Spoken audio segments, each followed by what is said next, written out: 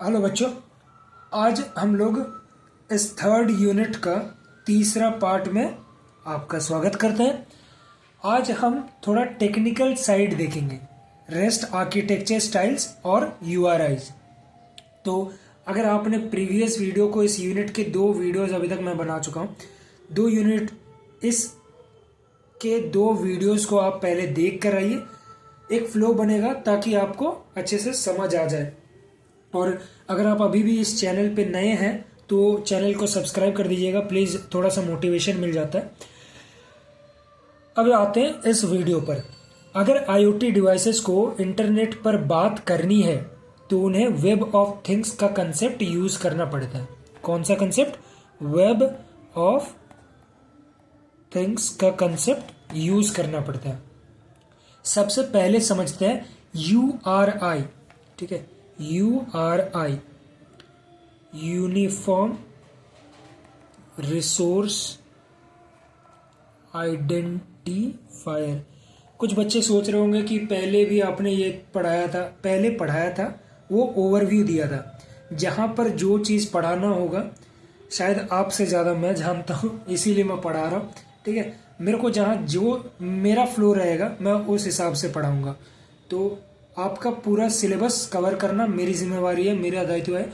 आपका बस इतना दायित्व है कि वीडियो को लाइक कर दीजिएगा, चैनल को सब्सक्राइब कर दीजिएगा ना, अपने दोस्तों के साथ शेयर कर दीजिएगा, नहीं तो आपको नंबर नहीं मिलने वाले।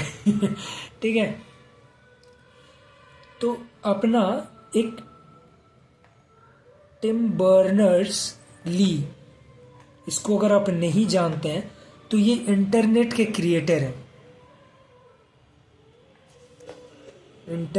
Creator of internet.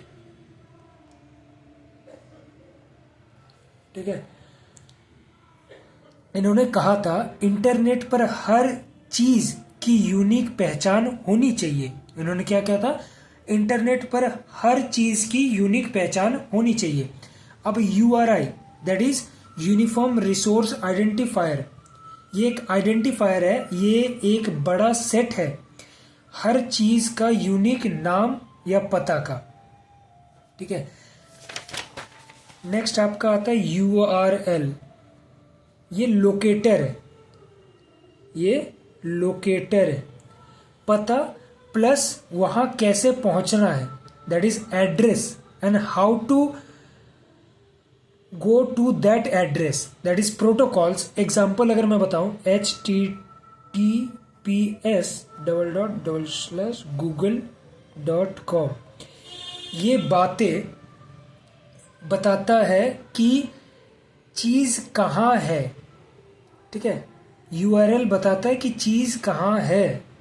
ठीक है, अब यूआरएन दैट इज नेम, सिर्फ नाम, लोकेशन नहीं, इसमें सिर्फ नाम बताया जाता है, लोकेशन नहीं। जैसे मेरा नाम रुद्र है, अब मैं ये नहीं बताऊंगा कि मैं कहाँ रहता हूँ। ठीक है, बहुत बच्चों को पता भी होगा तो कमेंट सेक्शन में बता देना और फायर इमोजी लगा देना मेरे प्लेस के साथ। फॉर एन एग्जाम्पल अगर मैं आपको बताऊं URN ISBN 048622, ये बताता है चीज क्या है। आईओटी में एग्जाम्पल आपका स्मार्ट बल्ब का एक यूआरएल हो सकता है। For an example http://living_room/bulb। ठीक है, इस यूआरएल पे हिट करके आप बल्ब को ऑन ऑफ कर सकते हो। अब आते हैं नेक्स्ट टॉपिक पर, रेस्ट। विश्राम नहीं करना, ये रेस्ट अलग है। रिप्रेजेंटेशन स्टेट ट्रांसफर, ये कोई प्रोटोकॉल नहीं है, मैं पहले ही बताता हूं, ये कोई आपका प्रोटोकॉल नहीं है बल्कि एक डिजाइन स्टाइल है। प्रोटोकॉल नहीं है, डिजाइन स्टाइल है। ठीक है, रॉय फील्डिंग ने इसे बनाया था। किसने बनाया था? रॉय फील्डिंग ने इसे बनाया था। ठीक है, आईओटी में रेस्ट इसीलिए यूज होता है क्योंकि ये HTTP दैट इज इंटरनेट के साथ परफेक्टली काम करता है। रेस्ट के 6 कंस्ट्रेंट्स और जिसे हम लोग रूल्स भी कहते हैं, जो कि आपके एग्जाम पॉइंट ऑफ व्यू से बहुत ज़्यादा इंपॉर्टेंट हो जाता है, उसको हम लोग एक एक करके पढ़ेंगे। तो 6 कंस्ट्रेंट्स ऑफ रेस्ट। पहला आता है client server. Client that is the mobile app और server that is the IoT sensor अलग अलग होने चाहिए, दोनों इंडिपेंडेंट काम कर सके। ठीक है, ये है आपका क्लाइंट सर्वर। स्टेटलेस, ये भी कुछ बच्चे पूछ रहे थे कि आपने स्टेटलेस तो बोल दिया लेकिन स्टेटलेस के बारे में बताया नहीं। अब बताता हूं ना मेरे भाई, हर एक चीज के बारे में बताऊंगा, तुम्हारा कोई कंफ्यूजन नहीं रहेगा अगर पूरे IoT सीरीज को देख लोगे तो। सर्वर को क्लाइंट साइड का पिछला स्टेट याद रखने की कोई जरूरत नहीं है।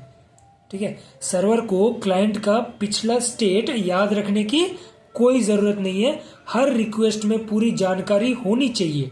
इससे IoT डिवाइस की बैटरी और मेमोरी बचती है।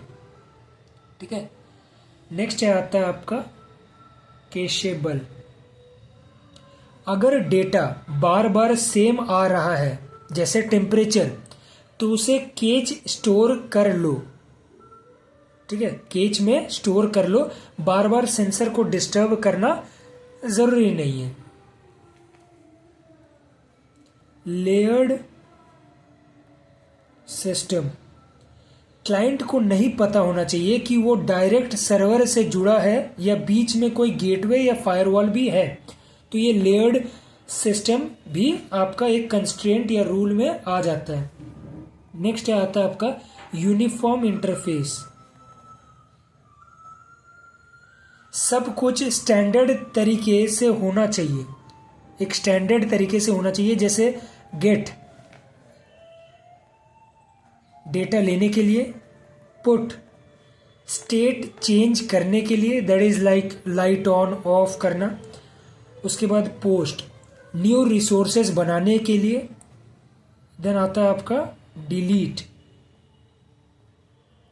रिमूव करने के लिए, और 6th आपका आता है कंस्ट्रेंट जो कोड ऑन डिमांड।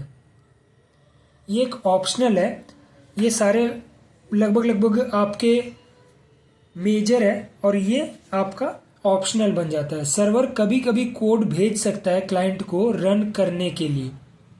ठीक है, तो कोड ऑन डिमांड भी आपका एक कंस्ट्रेंट में आ सकता है। तो रेस्ट IoT के लिए बेस्ट है क्योंकि ये लाइट वेट और स्केलेबल है। रेस्ट क्या है आपका? लाइट वेट और स्केलेबल। ठीक है, मैं बार बार कहता हूँ अगर मेरा स्पेलिंग में कोई दिक्कत मतलब मिस्टेक आ जाती है तो प्लीज़ थोड़ा सा इग्नोर कर लीजिएगा। आप सीधा URL यूज करके डिवाइस कंट्रोल कर सकते हैं। ठीक है, तो अब नेक्स्ट वीडियो में हम लोग देखेंगे IoT के चैलेंजेस के बारे में, क्योंकि सब कुछ इतना आसान नहीं होता है। तो मिलते हैं आपके साथ अगले वीडियो में, तब तक के लिए stay safe, be safe and फिर मिलते हैं आपके साथ अगली वीडियो में। तब तक के लिए अगर चैनल पे नए हैं तो अभी तक अगर आप देख रहे हो तो आई होप आपको वीडियो अच्छी लग रही होगी एंड मैं समझा सही से रहा हूँ। अगर आपको फिर भी कोई दिक्कत है कमेंट सेक्शन में आप बता सकते हो एंड आप चैनल को सब्सक्राइब, वीडियो को लाइक कर दीजिएगा। अलविदा।